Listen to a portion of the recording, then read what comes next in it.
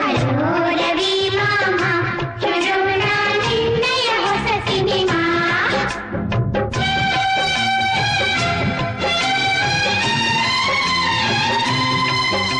ಕೊಡು ಸಿಹಿ ನಮಗೆ, ನಾವೇನು ಬೇರೆ ನಿನಗೆ.